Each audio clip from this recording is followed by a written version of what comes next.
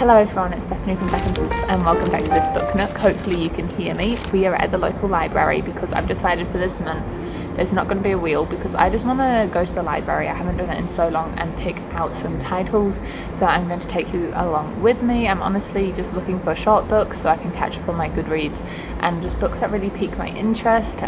So far I had to pick up Solitaire and I've already found the Bride Test, and I'll just take you along with me to figure out my July TBR. Oh, this one. Got it, babe. Yeah, I've read the first one. Alright, the next hunt is this one. I'm really in the mood for like, I don't know how to word it, like smutty detective stories, and this is one of my feel-good series. Do you see it, babe? Bum bum bum bum. Da, da, da. I Want Holiday. It's a massive series. Ah, it's at the end. Alright, we're sitting at 4. I did save a TikTok from a couple of days ago that I saw, which was a video with a recommendation of short books, and currently I'm like 15 books behind on my Goodreads challenge, and I am someone who's quite motivated by trying to read my goal, which for this year is 100 books. So I'm going to watch that and see if I can find any of those books. As I was just about to find the TikTok, Ty just remembered that I really like this series, and he found this one for me, which I think is the next one I'm up to. Oh, it was there. Yeah, I think I got this out before but never read it, that's why it seems so familiar, but that's the one I'm up to. I might put that one back just so someone else can read it. No, that's not how it works. It's not how it works? Should I get it out as well? Oh, I can read it. Nah, okay, add it to the pile. 142. Down the bottom somewhere. 142. No.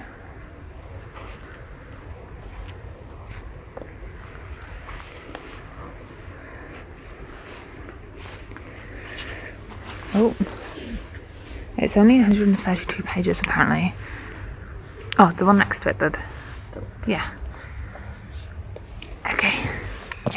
Thank you. I don't want to get any kids in the shot. Look how nice this rainbow stand is. That's pretty cool. Alright, I have a few more books, and I didn't film though because I was over in the young adult section and I didn't want to, film people, but we are now in the graphic novels section. You should pick me one out to read, babe. No, I just straight away know that's too big. I need small. Oh, actually, that's kind of cool. Can you commit this one to the pile? It says it's the #1 webtoon phenomenon and it looks pretty. I want it. It looks pretty. Hello team, we are home and it's actually the couple of days later. I got these books out on Saturday. It is now Monday after work, so that's why I'm like kind of half dressed up, and then also my sweatpants. Oh, why are the bottom of my socks so dark? Oh, I was wearing black shoes, that explains it. We're just keeping it really chill, guys. As I mentioned in the library, I have selected a course of books here that I just really felt like reading. I won't lie, I have done a whole Real Chooses TBR. I'll just reuse that footage and use that basket for August's TBR, because right now I just was craving, and I haven't done it in the longest time, just walking around a library, finding things I'd saved on social media, finally picking them up. And I often come back to this when I'm feeling a little bit slumpy in my book reading journey, and that is, why am I reading? Why am I creating the content? At the end of the day, I want to make sure I'm enjoying consuming novels and non-fiction and prose and non-fiction alike. And so I came back to it, and this is where we're at. So I'm just going to talk to you about the books I've got. If you were expecting Real Chooses TBR, I am sorry, but I just didn't feel like reading the books from my own shelves. It happens sometimes. But anyway, the first book, and you can see a little bookmark in here, I am already at page 206 of like 320. This is, hang on, actually let me scooch closer. By the way, excuse the washing drying. This is Two for the Dough, Jenna Ivanovich's book 2. This is the Stephanie Plum novel. And I remember reading book 1 quite a while ago. I want to say 2 years ago. And I found it quite an entertaining read. It was just one of those quick, easy to read, kind of like a chick flick detective, I would say like Nancy Drew, but for a more mature audience vibe. And like I said, I feel like I'm coming out of a slump at the moment, so I wanted to pick something up that was going to really entertain me. If you haven't heard of Stephanie Plum series, Stephanie basically gets hired to be a bounty hunter. Nothing too serious, she's not trained at all, but she kind of gets wrapped up in serious situations. There's enemies to what I'm going to assume is become lovers trope with a policeman, which is like, I don't know, they've got a history. And it's just one of those series, those guilty pleasure series, which are just fun and easy to read. Like I said, I got this out on Saturday and I'm already almost finished it, and I'm going to keep reading this. There is a vlog, probably the video after this, the vlog coming out about that. I want to kind of keep to theme because the next one is also just like a guilty pleasure series. My screen went blank. And that is JD Robb's In Depth series. Actually, can I do that so you can see? I literally have not tidied it up, so excuse all the rubbish in the washing. But this is the JD Robb In Depth series. I believe this is book 8, and I might have actually read this one. I started reading this series before I was logging things on Goodreads, and so I don't actually know specifically what one I'm up to, so I started again. Was it last year? And so yeah, I'm just making my way through. When I feel slumpy, I pick it up. Eve Dallas, she's a cop. Her right-hand man is her partner, who is really wealthy and has access to like slightly illegal things. Every new book is a new crime, much like you see. I mean, I don't watch these TV shows, but like CSI and CIS, I imagine you've got like a new thing to solve. Kind of like how Hannibal, the TV series, had. If you've watched Lucifer, I'm up to the last season. Kind of like that vibe. It's just really easy to consume. There's not often much layover to each book, so you could really pick up any book in the series as long as you read the first one and understood Eve and Rock, her husband's history. So if you ever just want like one of those really chill stories, feel free to pick this up. And whilst I'm just talking about these two together, I will mention they do definitely have slightly problematic tones at times in how the women are talked to, how minorities and groups of people are stereotyped. So just being aware of that. As long as you're reading a book and you can be critical about that and notice it, then no book is perfect, you know? So moving on from there, this is Olympus. As you saw, I think in the library snippet, I literally mentioned it looks pretty, so I picked it up. And like literally it does. This is so pretty. I literally do not know what it's about, so I'm finding the blurb now. Oh, okay, so it says, witness what the gods do after dark in this stylish and contemporary reimagining of one of mythology's best-known stories from creator Rachel Smith. So this is Paris, is it Persephone, the young goddess of spring, is new to Olympus. Her mother Demeter has raised her in the mortal realm. After Persephone promises to train as the sacred virgin, she's allowed to live in the fast-moving, glamorous world of the gods. Artemis takes her to a party. She feels a spark with Hades. I don't know. It just sounds kind of interesting, actually. Okay. This one is a young adult one that I literally just saw on the return shelf and I just picked it up straight away. Stalking Jack the Ripper. I have a morbid fascination, alongside many people out there, with serial killers and the lives of serial killers, and Jack the Ripper is amongst them. And honestly, I think the blurb says it best.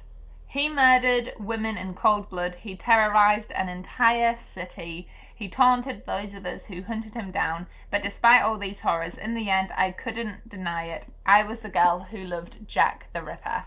And I don't know, it just sounds really interesting. I wanted to read it.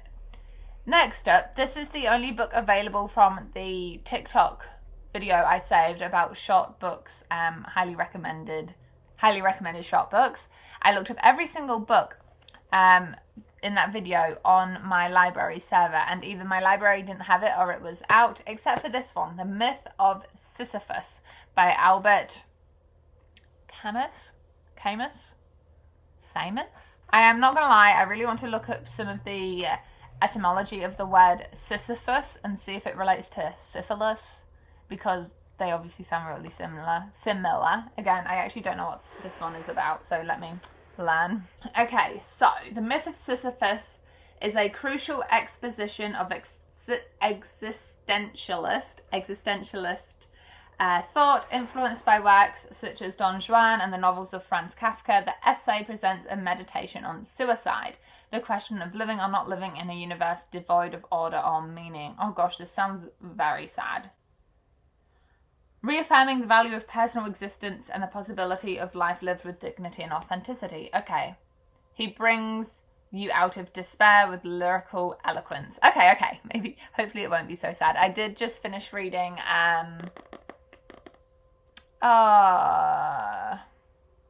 it's going to come to me. Mary Shelley's mother's essay collection. Cannot remember her first name now, unless it was Mary Shelley and they have the same name. Frankenstein author's mum's collection of essays I recently read for the 36-hour readathon, and it was definitely a tough read for me, so I'm hoping this essay, is it one big essay or a collection? I think it's one big essay broken up. Hopefully this one is a bit easier to read. Following on, very much like a Stalking Jack the Ripper moment, I saw this and recognised the cover, thinking, hey, that looks very much like a book I've just read. It looks very much like There's Someone Inside Your House by Stephanie Perkins, and so I literally just picked this up. The fact that it was short also helps. You might be able to see a theme here. All of them are relatively short. I'm trying really hard to catch up with my Goodreads goal. I can't remember if I mentioned that. And I'm a decent amount of books behind, and I like using that goal as something that encourages me to pick up books. The school holidays is literally in 4 more days of school is a Friday, and then I have 2 weeks off, and I'm going to be vlogging, at least I intend to vlog, and like just trying to read books and catch up. So short books are a go for me at the moment.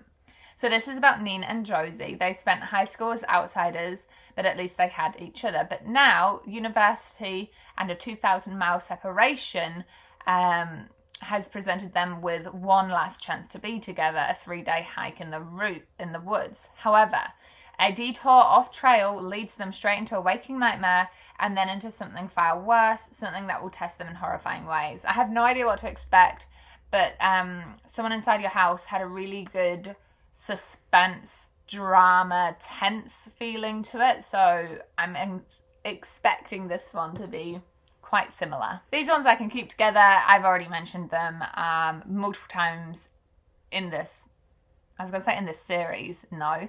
I guess kind of in this series in terms of TBR. You guys probably know if you've been watching my videos, I'm making my way through the Invisible Library series. Is that what it's called? I think so. Or is that the Matt Haig book? Wait. No, Invisible Library series. This is the one I'm up to. That's the very last book. They were both available, so I picked them both up. Again, I will always recommend these books if you are a reader who enjoys fantasy and enjoys books within books and like interdimensional travel and visiting new worlds. If you like Sherlock Holmes, it's a really good series. We then have The Bride Test. I'll just talk about them both. And Solitaire, I mentioned these right at the beginning. The Bride Test is Kiss Quotient Book 2. And I've been meaning to read this for a long time. I believe this follows the...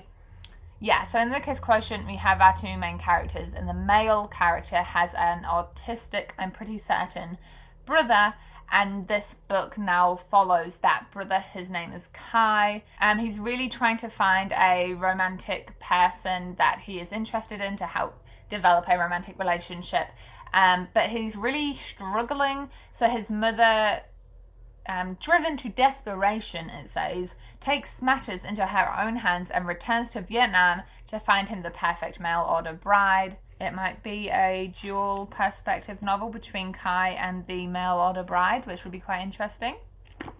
And then, yeah, lastly, Solitaire. I'm just loving Alice Oseman. I read her Loveless novel a wee while ago and absolutely love it. One of my favourite books of all time. I think I can say it's really stuck with me, that novel. And then obviously Heartstopper has been massive. And I want to read Loveless because this one follows Tori, who is Charlie's sister. So I'm just really intrigued in her perspective. I loved her little cameos in the Heartless series and the TV show as well. I think everyone in that TV show was cast so perfectly. But yeah, this is Solitaire. That's why I picked it up. It follows Tori. She likes to sleep, likes to blog. Last year she had friends. Things were different, but that's all over now. Now there is Solitaire and Michael Holden. I don't know what Solitaire are trying to do, and I don't really care about Michael Holden. I really don't. So yeah, that's my pile. Just keeping it short and sweet today. That's the TBR video. If you want to see me reading any of these, I will do my best to vlog them all as they come up. If there's any novel here you really think I should definitely prioritise, or any trigger warnings I should know about, just give me a heads up. I always appreciate your loving comments down below. And yeah, I need to get on with editing this video for you. So enjoy all the places you go in your own reading adventures, and I'll see you in the next one. Bye bye. What was that? I'm like a little hamster running on my wheel. I'm putting this on the internet. Bye guys.